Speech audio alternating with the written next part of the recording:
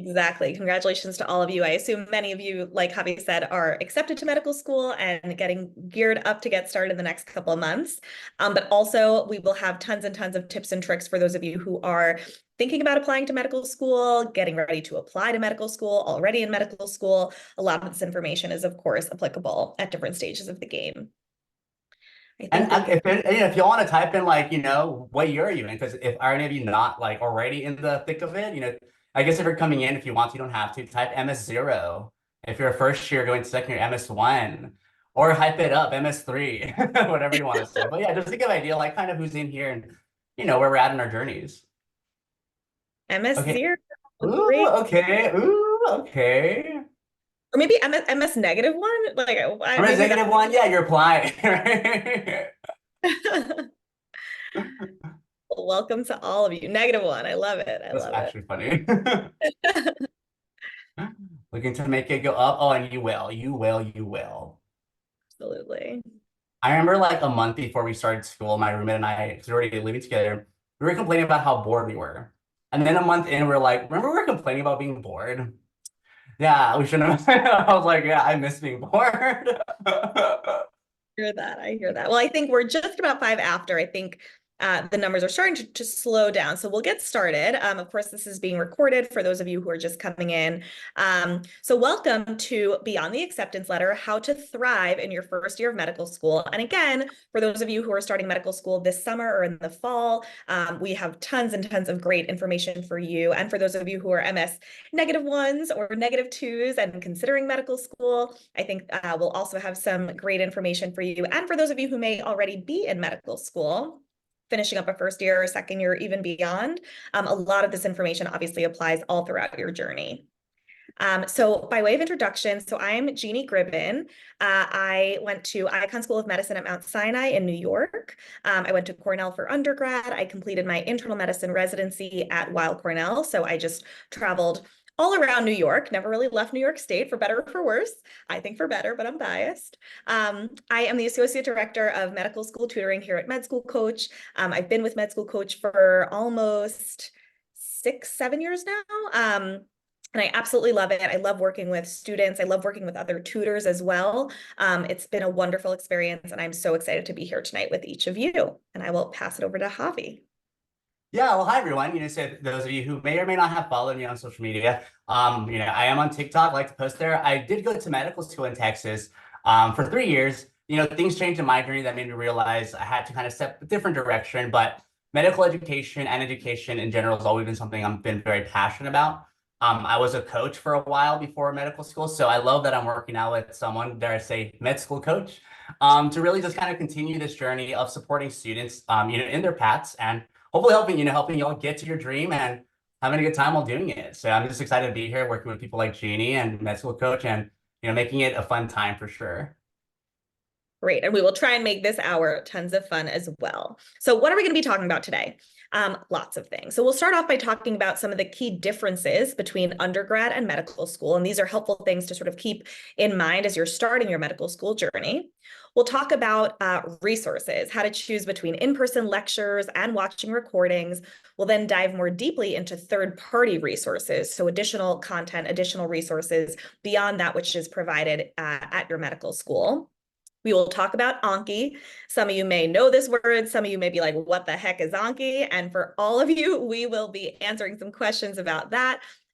Consider this your introduction to Anki, and Javi has a wonderful presentation prepared for all of you. And then we'll transition to talking about some other really important things. So talking about achieving work-life balance, things to keep in mind, skills to detect and prevent burnout, right? This is a challenging journey. This is, such a meaningful journey, but there really is so much of us that we give to this process. We'll talk about strategies to build a competitive residency application in a pass-fail world. And yes, to MS zeros and MS negative ones, we are talking about residency because things like that start to matter the second you walk into the med school on your very first day. So we know that, we understand that, we recognize that, and we keep that in mind. And my goal is to talk about this in a way that is, exciting and refreshing and not at all scary or intimidating, but in case you have any questions at all, we will hopefully have a good amount of time at the end for Q&A for myself, for Javi. And then, of course, we are so lucky to have tons and tons of amazing tutors and advisors here at Med School Coach to answer any questions after the webinar as well. All right, so starting off with some key differences between undergrad and medical school. And I will put a little bit of an asterisk here, a disclaimer, and say that when we're talking about medical school here, we're talking about our preclinical time. Now, all of you are probably zooming in from all over the country, maybe even all over the world, and you're all going to sort of go to different medical schools and be under different curricula. Generally, right, the traditional model was 2 years of preclinical time before your clinical rotations. Now, a lot of medical schools have shifted to integrating that a little bit more. So either a year or a year and a half of clinical time or preclinical time before your clinical time. But either way, we'll be talking in this webinar a little bit more about your coursework and your lectures prior to rotating throughout the hospitals. So first things first, this is a singular cohort, right? You're used to coming from college where there may be, so many pre-medical or pre-dental individuals who might be in classes with you, but not quite your major, or might be in the same major as you, but not quite all your classes. This is a singular cohort where you are all sort of going through the same journey at the same time. That is something that is incredibly exciting. It's something that is so helpful and comforting, but can also be really challenging, right? Especially when you're navigating that for the first time.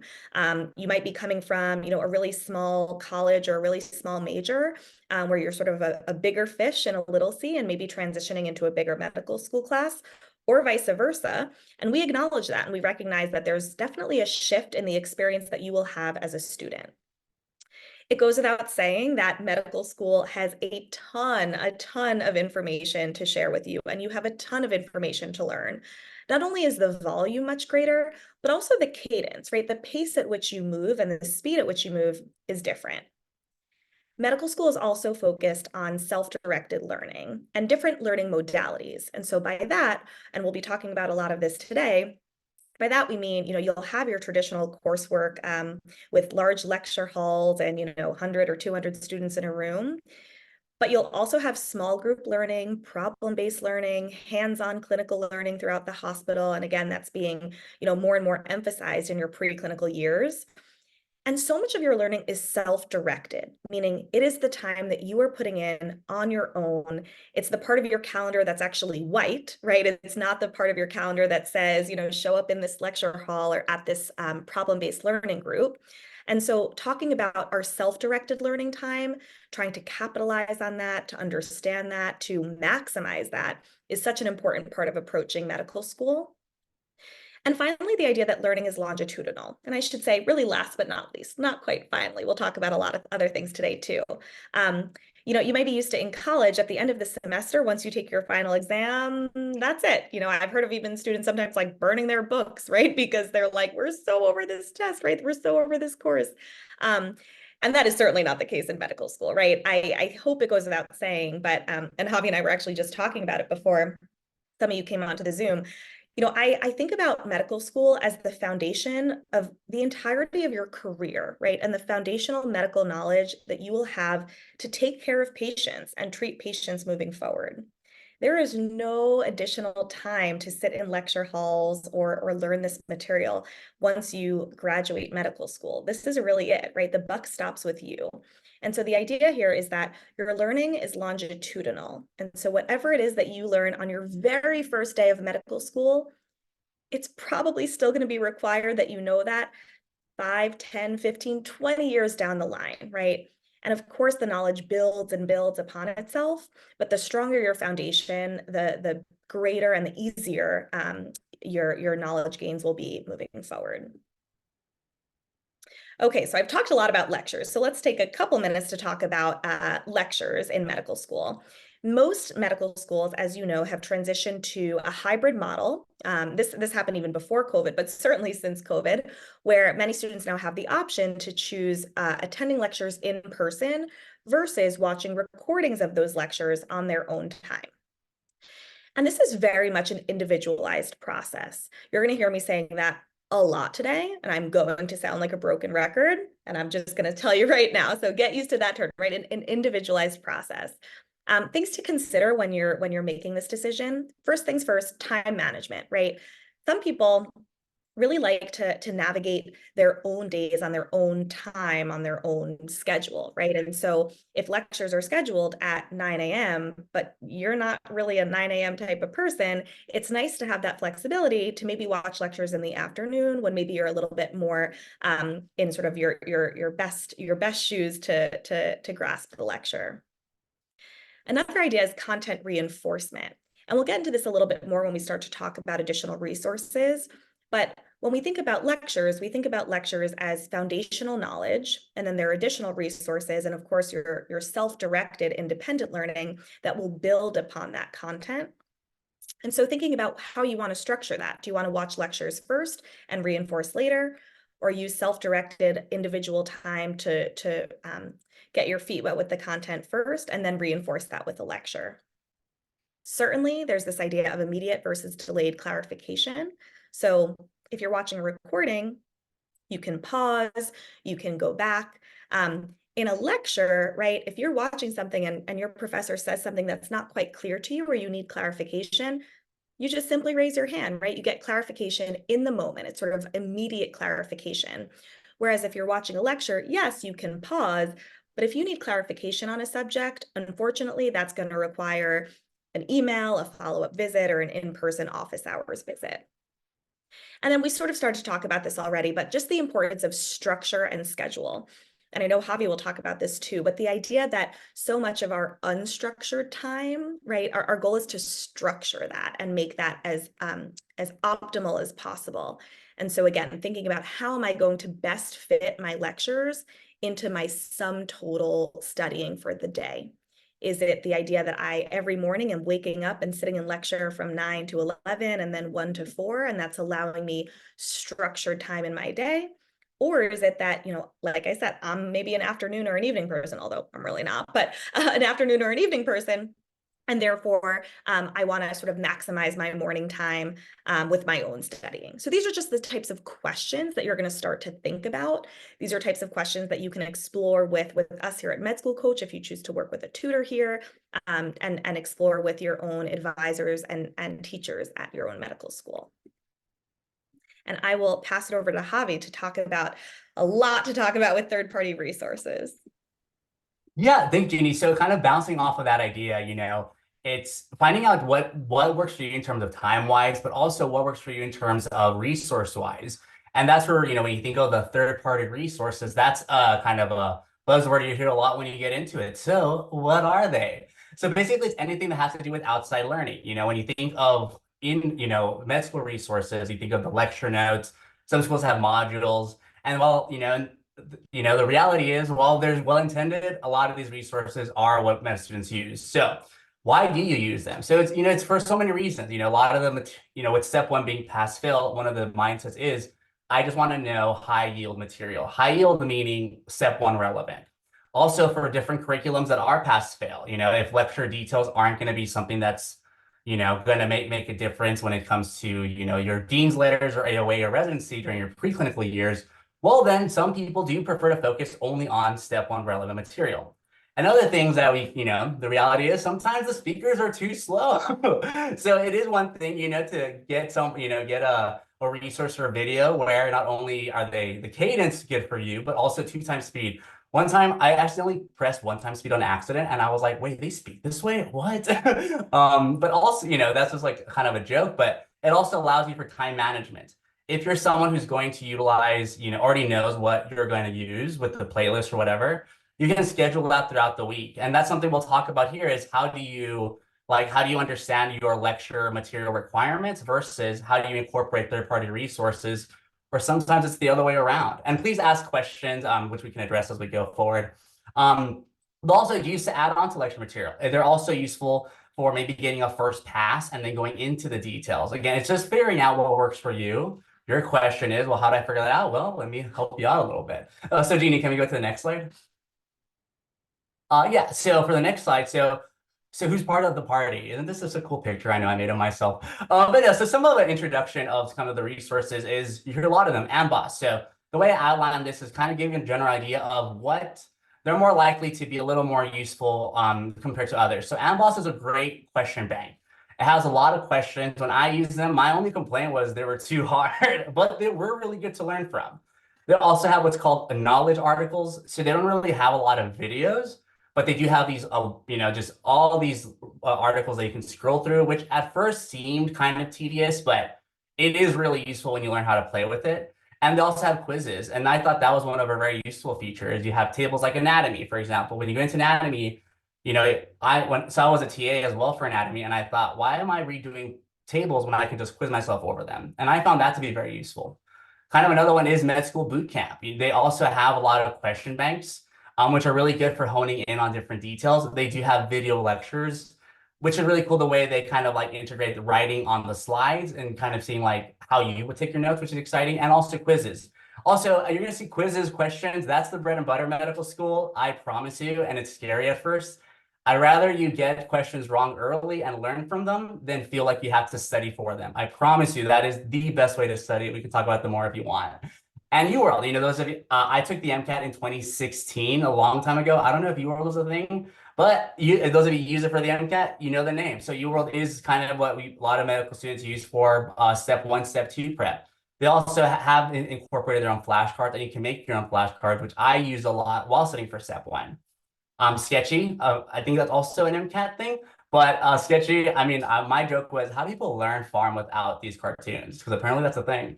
But a lot of memory hooks, memory mnemonics, which is very useful. They have some good quizzes. I don't think they're really just for review.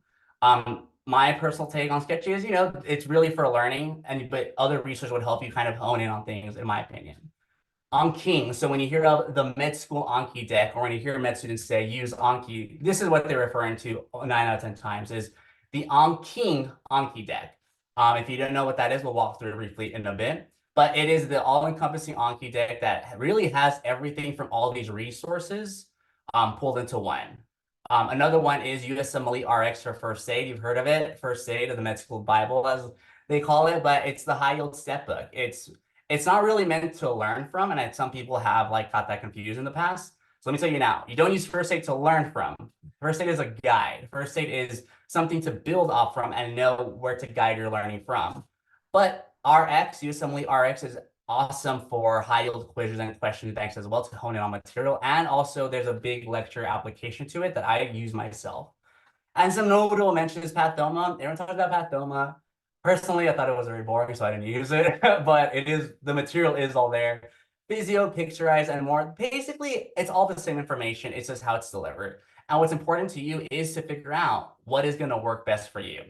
When it came to the MCAT, I used a Kaplan book simply because it was more colorful than the Princeton Review book. And that was literally my only reasoning why. So again, it's just whatever your learning style, where it can, touch-wise, visual-wise, whatever is what's going to work best for you. Jeannie, can we go to the next slide, please? Oh, look at that amazing picture. So how to use this? So one of the biggest common usage is to complement lecture. And so to give you kind of an idea of how you would use it. So let's say I have to learn lecture. I know the lecture, I don't learn from them, and I can't read the slides because I don't know what they're saying.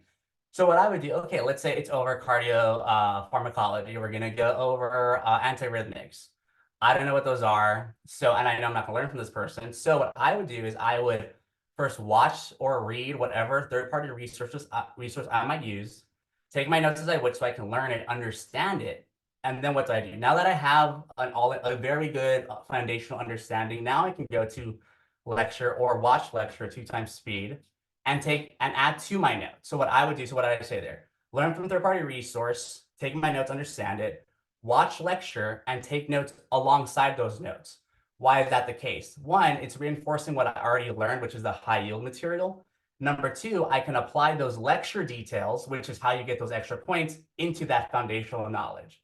And that's really what a lot of us did. That's what I did during second year, where it was very lecture heavy, but I had to focus on step 1 as well. So that was kind of a great way to consolidate lecture and resource notes as I needed to. Hopefully that makes a little sense. Ask me more questions if you need clarification on that. But yeah, that's kind of my order, my stepwise order that I would handle that. And also just some resources are better than others. It's just thinking about what is it that you're going to need? What is it that's going to be most useful for you in your journey? And some schools do offer these for free. Some schools get discounts, and sometimes they offer nothing, and that's not fun. But kind of figuring out how to consolidate those into what is going to be most useful for you. Sometimes they offer free trials. So, but message people and your school, the years above you, to kind of figure out what is going to be best for your type of curriculum. The last thing I put here, less is more. So don't think you need 5 of them. You don't. You do not. You need something for practice questions, and you need something to learn from. And if that is lecture, there are, believe it or not, people who never use third-party resources, which is quite crazy. Some people never touch Anki, which is, I can understand why, but I'm like, that's crazy. But yeah, just you want the minimal that you need so you don't feel overwhelmed, because then you're switching back and forth. You're not when the learning's happen. When is the learning happening? Does that make sense?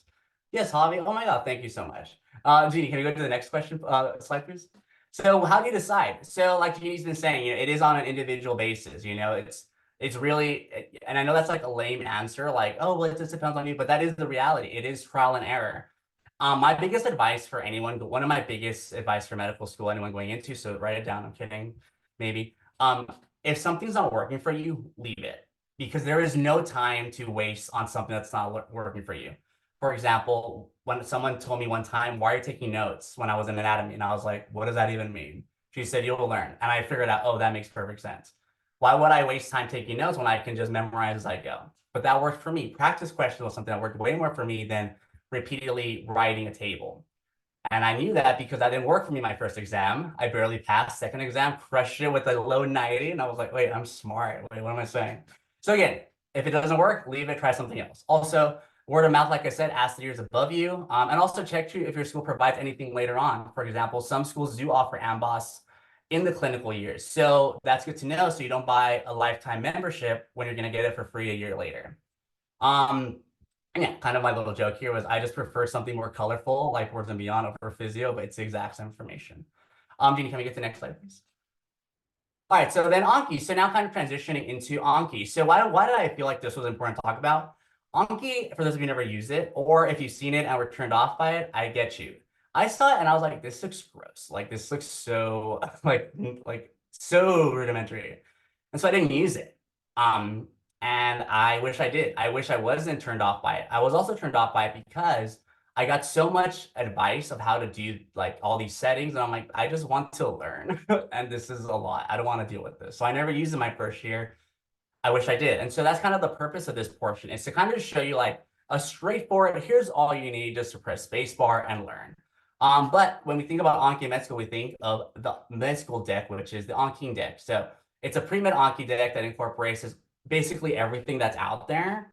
And it's really used to understand the step 1, step 2 material. It's not really used on lecture stuff. That is their emphasis. So for a lot of schools, honoring and pass fail, you're going to need to focus more likely on those lecture details to get those little points. But that's where we come in. And so one of the things, so Jeannie, can we go to the next slide? So one of the things we're just going to briefly touch on, just to kind of give you an introduction, is how do we get started, the types of flashcards that are going to be most important. And when I say, and I mean someone like just regular person like myself, I'm like I'm trying to survive this thing. And that's really the purpose of this, to, dare I say, help coach you into that initial start, and then you can build yourself off from that. So what I'm going to do now is I'm going to share my screen, kind of just to help you walk through that. So let me see. After 5 years of this, I still struggle with it. So let me share my screen. Can whoever's sharing their screen, can you stop that so I can do that? Okay, and now, so let me press cancel. Okay, I think we're gonna get this right the first try. Maybe not, but let's give this a go. Okay, we can see, can we all see my screens? I will take silence as a yes. So, okay, so let's see. So the first thing we're gonna do is, so when you download Anki, so we're just gonna kind of walk through just after we have downloaded it, once I figure this out. And well, bam. Okay, cool. Okay, so this is how Anki would look like. I have a few examples here that I'm gonna show you. But once you download Anki, it's really just typing in download Anki for whatever Mac or Windows you're using, and this is where you're at. So the very first thing I want to show you is the type of flashcards. What does that mean? So let's just really briefly, we're going to create a random deck. So we go to create a deck. So example 2, well, bam. Okay, cool. But now we add a card. So what does that even mean? So you're going to go to add. And there's really just three things you need here. You need basic, which is front and back. Super straightforward. I don't know what all these are. Some of you might. That's awesome. I don't. And this is an easy like hello and bye-bye. And so we do that, and we add. Really straightforward. The other one you're going to need is image occlusion. So we're going to go to image occlusion right there. Let me just really like get a picture here. Bam, 1 second. Bam, bam, bam. So image occlusion, as I pull this up, it says what's really cool is you can create like 50 flashcards out of one picture, which is like the most awesome thing. 1 second. There we go. And so select image. So we're going to paste on my clipboard because I just copied an image. And look at that. Okay, so let's say this was our flashcard. And I want to memorize, let's say, these six, 7 labels. So with image occlusion, you go here, you're going to go here where it says, we're going to go here, we're on this little button. Right here. I don't know what that button is called, but all these little squares of images occluded. So you can say hide all, guess one, or hide one, guess one. What does that mean? Well, let me show you. Well, first, I know I want to hide all these because I want to memorize it. So you're going to go here to a square or a circle if you're feeling a little crazy. And we're just going to do this. Bam. Okay, good. So we're going to hide that. It's super easy. Bam, bam, one more, and one more, and one more. Okay, cool. Let's say you can't see anything. What does that mean, though, when it comes to this? So if I hide all, guess one, every card will be hidden, but it will only ask me to guess one. Why does that matter? Because I might not want to have those like memory cues of, oh, this one was next to this other term. Or I can go here, hide one, guess one. So if I choose that option, all of these will not be covered except the one they're asking me. And that might help me when I'm trying to just get that memory cue of, wait, that's also related to this.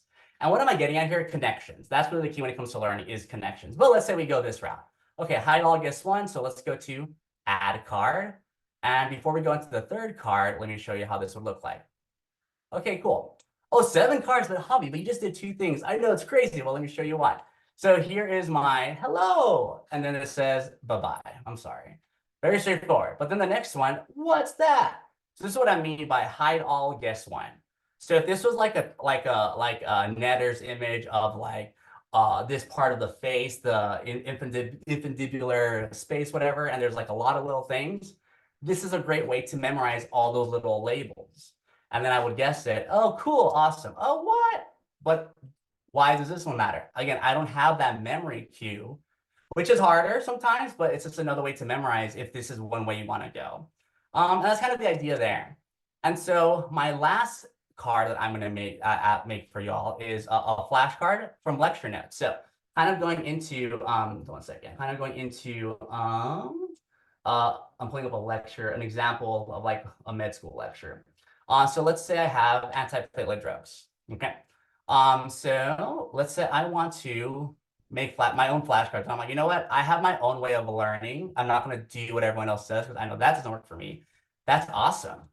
Well, let me help you out. So what I'm going to do is I'm going to go to, I'm going to go here. I'm going to add it. I'm going to, I'm going to add a card. Okay. Well, what am I going to do here? A lot. Perfect. Okay, cool. And then I want to make for this one, I'm going to make just a basic card.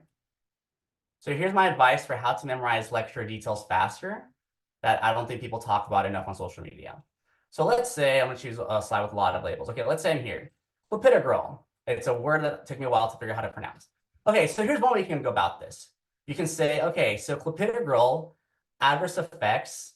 I know I have, okay, it's more important than to clip, I can't pronounce that. It's more important this one. So what I'm going to do here, I'm going to say, according to lecture, what am I going to ask here?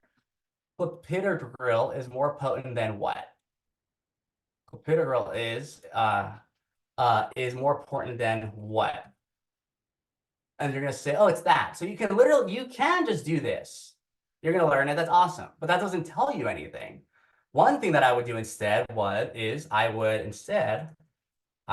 screenshot, I would copy it, and then I would paste it, and then I have the whole thing ready to go. So this way, I know the answer is gonna be ticlopidine, which is, I think, a non-dihydropyridine, something like that. Am I right, Jeanie? It's one of those. But now I have all the information to reference. Why does that matter? You have to make connections.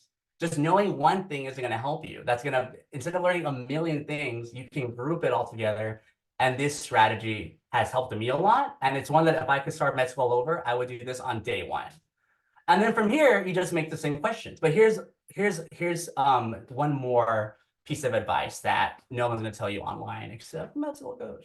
No, but this is actually very useful. So instead of just asking that, you have the exam already here. If this was your lecture, you have the exam because the professor is going to say it's all going to come from here. Well, then just ask questions. Just ask yourself questions. Make flashcards in a way that a professor would ask you. So what I would say here is, here's a random example. If a patient comes in, comes in with a blue tongue, and swollen legs, which of the which med was likely given? Was likely given based off of lecture, and what medication is that better than according to lecture? This is a way that helped me so much during step one. I kid you not, it saved my life. And if I could do med school over again, this would be exactly the way I would do it. Does that kind of make sense? So to wrap up this point is make the question in a way that might come up in a vignette, and then add those little cues to remember the lecture slides. I hope that makes some sense. So I'm not reading the chat, but hopefully I'm getting a lot of thumbs up. And if you have a thumbs down, don't put it. But other than that, and then we just go from there. So we just close it, but bam. Let's see how that would look like. Look at that, and I have all that to reference. Cool. Awesome, Hobbit. Oh, thank you so much. Other than that, in terms of the Anki deck, again, very brief, but we can talk about this later on. Any other questions? But that's kind of all that I have when it comes to the Anki deck. And I think that's the end of my slide, I believe, Jeanie, right? Yes, if you If that's the case, I will stop sharing, and hello.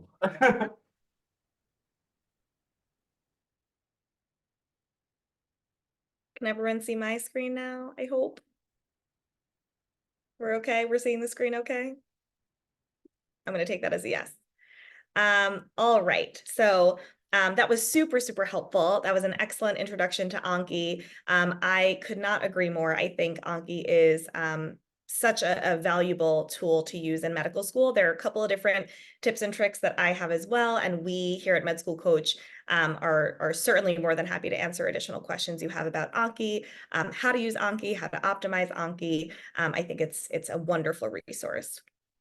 We're going to switch gears now a little bit and sort of remove ourselves out of the nitty gritty, the day-to-day Anki, the flashcards, and zoom way, way, way out to take a couple minutes to talk about you as a person and your own experience in medical school, which is tremendously important. And my hope is that when you all start medical school, this is also emphasized in your medical school communities.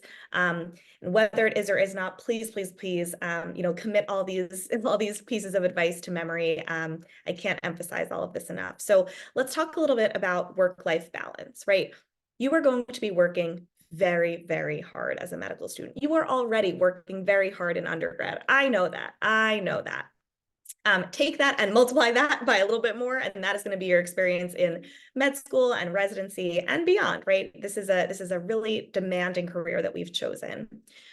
So some practical things to think about. The first thing is time management, right? We've already emphasized this throughout our evening here tonight. The idea is that we only have 24 hours in a day, right? And we got to sleep for a lot of those. We can't create more hours in the day, but what we can do is try and optimize and maximize the time that we do have. And so I recommend, some of you are going to be this type of person already, sort of blocking out your days and scheduling your own time. And if you're not, I recommend that you start to think about approaching medical school in that way, right? How am I going to spend my morning? How am I going to spend my afternoon and my evening? And this includes not only studying and preparing with resources, but also, right, factoring in time off, right? Bullet number 2 is hugely important. schedule in your time off, schedule in time to exercise, to see family, to see friends, to go on walks, to be outside. If you schedule that in, then you allow yourself to work around those things, right? And those things will not fall to the wayside.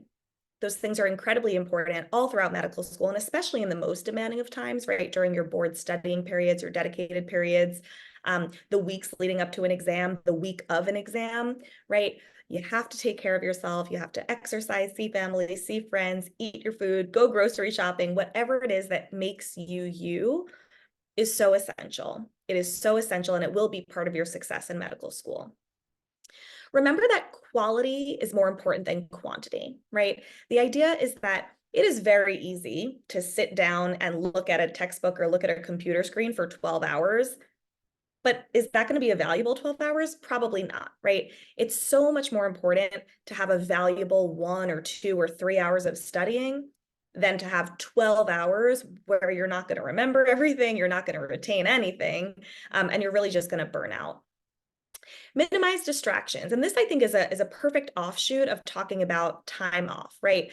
If you give yourself your time to exercise, to talk to friends, to talk to families, to talk to family members, then that allows you your time to really focus on your work when you are working. You can go on Do Not Disturb, right? You can sort of, go into the library, into a private room, and not feel like, oh, I need to be texting everyone every second and, not pay attention to my recorded lecture, because you've already scheduled that time in, right? Those things go hand in hand. Another thing that I think is important to mention is the idea of setting expectations with loved ones, right? Medical school is a very unique experience. It is an experience that you do not understand unless you go through it. And even with that, every medical school is so different. The expectations put upon you are so different. And so sometimes it is important to have that conversation with your mom, with your dad, with your grandmother, with your best friend, with your sister, with whomever, and just say, I have a busy block coming up. I have a big exam in 2 weeks. I'm going to be a little bit distant, right? Certainly call me if you need me and I will call you right back. But please just know that it's a busy time for me, right? And I think sometimes setting those expectations up front goes a really long way with preserving our relationships and our mental health. Here we go. Here we go. The B word. Here it is. We're going to talk about burnout. And I know you're probably saying, why are we talking about burnout? I haven't even started yet. I'm an MS0. I'm an MS -1, right? And that is because it is a scary thing and it is very real. You've heard about it, you've read about it, and it is a tragedy. It is really a tragedy and a travesty to see how burnout is impacting medical students and physicians nationwide and worldwide. And so I actually think it is just as important to talk about burnout today, if not more important than it is to talk about Anki, right? So things to think about, right? Think about your risk factors, right? Things that you yourself, you know yourself best, and burnout manifests differently in everybody, right? But focus on your sleep. Are you sleeping too much? Are you sleeping too little? Are you having interest in doing things that you usually enjoy? What's your energy like? Are you feeling very low energy? How's your appetite? Are you eating, drinking, right? Are you engaging in behaviors that you don't usually engage in, right? These are just things to think about in your own self, and also things to look for in your peers, right? As we said, this is a singular experience that you're going to be going through with peers, with a cohort. You're all doing the same thing at the same time. You're going to get to know each other very, very well, and just keep an eye out for each other, right? Take care of yourself and take care of each other. Identify your trusted loved ones, right? As we said, medical school is hard, and it's important to identify those who you can talk to and open up to, whether that's a mental health professional, a therapist, a psychiatrist, a trusted sibling or parent, or a friend, right?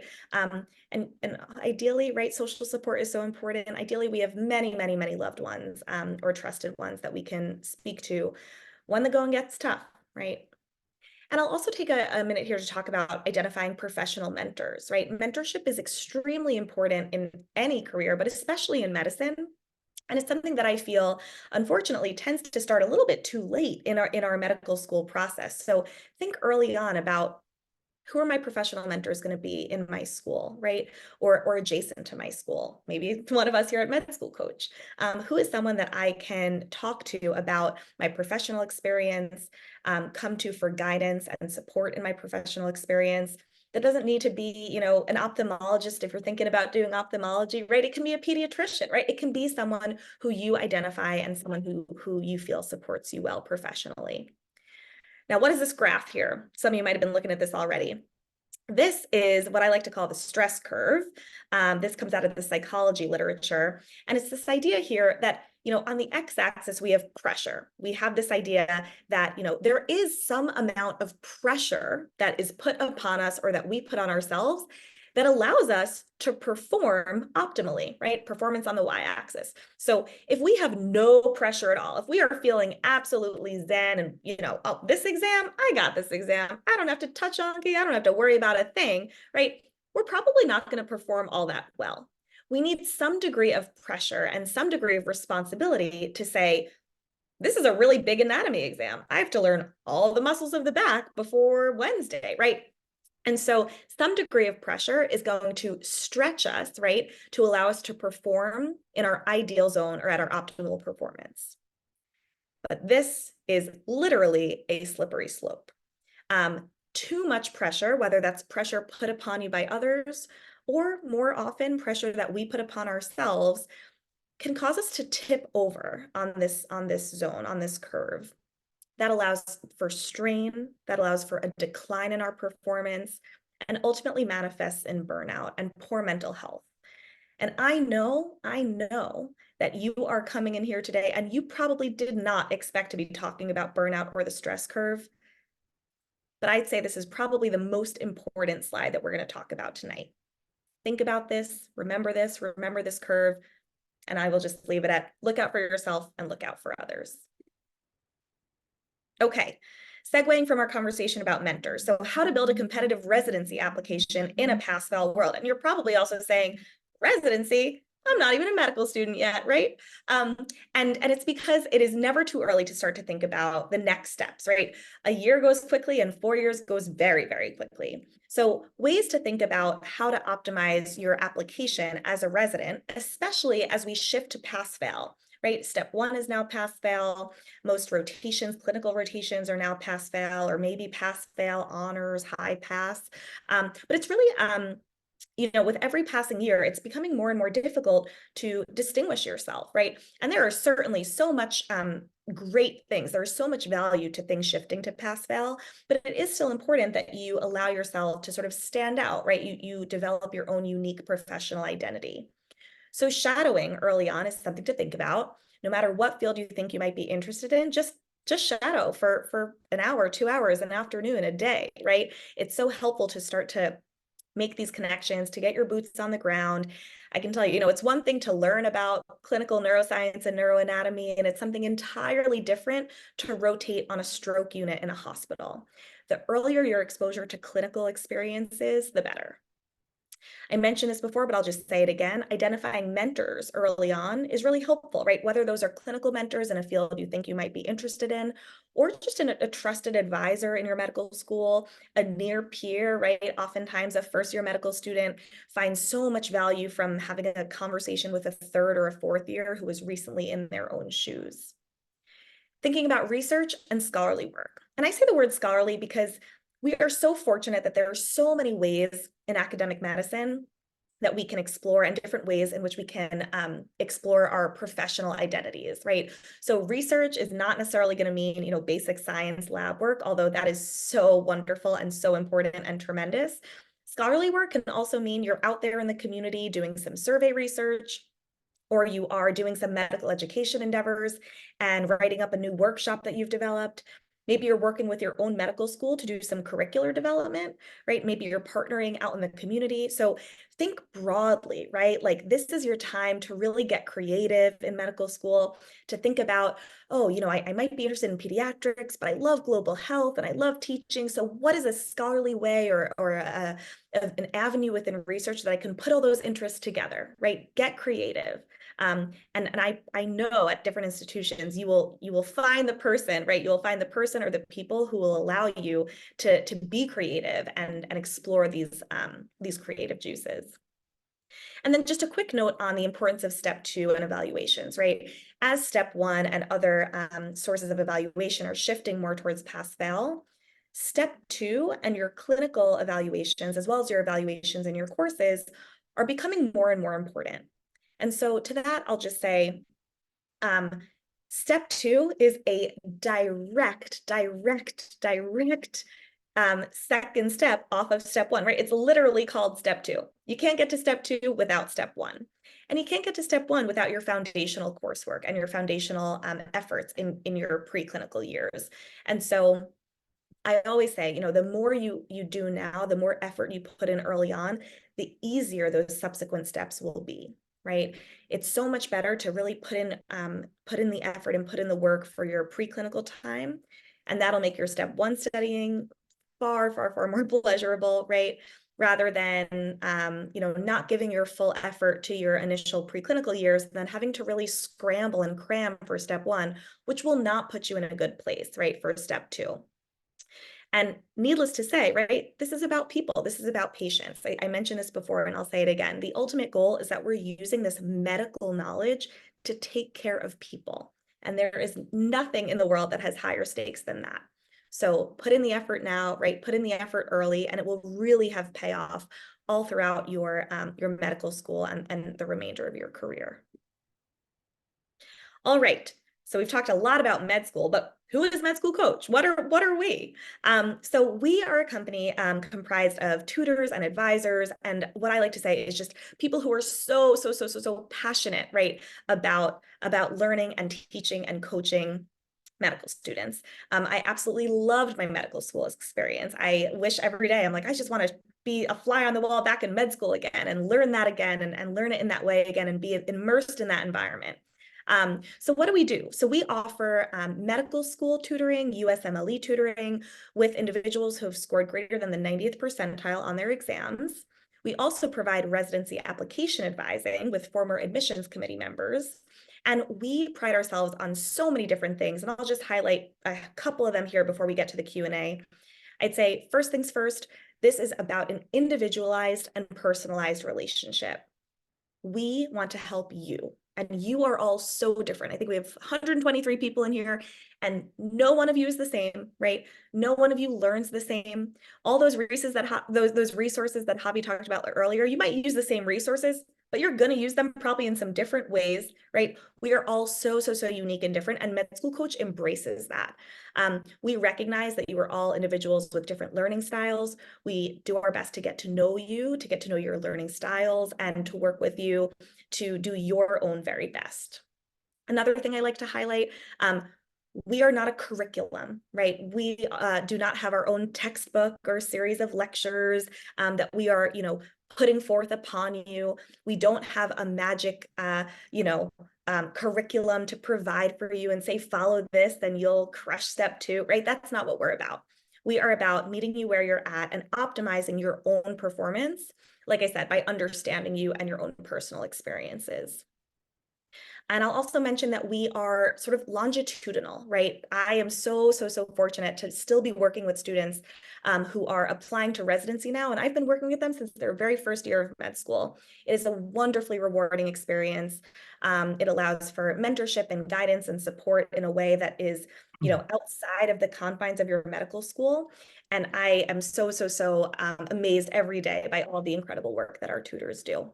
So book a meeting with us. We have a QR code here. We have an email. But now, most importantly, in our last couple of minutes, I am so excited to get to know you and your questions. I will say briefly, right, if you are interested in an enrollment consultation, we will basically talk in more detail about what I just spoke about, but focused on you, right? We'll be getting to know you, your background, your interests, what you feel that your needs are, and most importantly, we'll be working with you to identify your own needs and help you to achieve them and achieve your goals. All right, I'm going to start scrolling through the Q&A, and Javi, just feel free to jump in at any time. I feel like we can tag team a lot of these. For sure.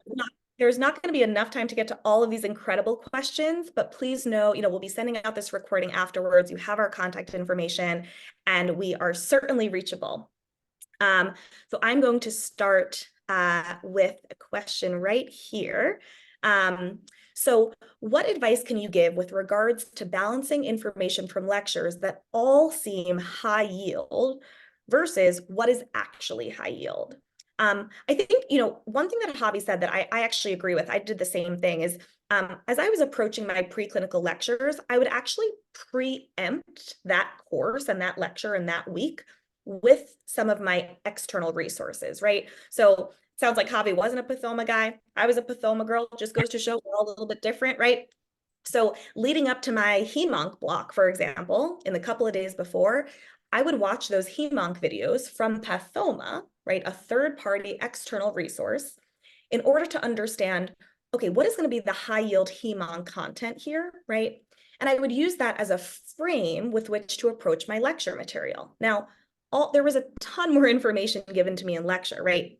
Way more than what's given to me in Pathoma.